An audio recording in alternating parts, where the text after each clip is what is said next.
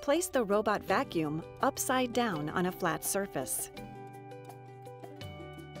Locate the brush frame release tab on the right side of the cleaning head and push on the tab. Remove the brushes. Remove debris from the ends of the brushes. Remove the gray brush bearings and clean around and under them.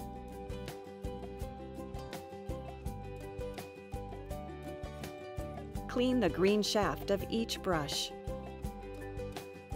Repeat this process for the second brush.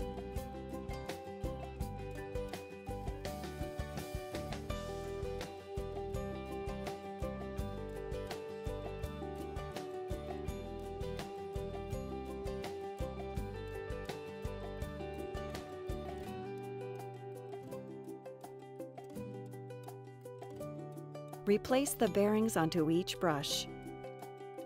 After cleaning, reinstall the brushes, making sure the bearings are in place.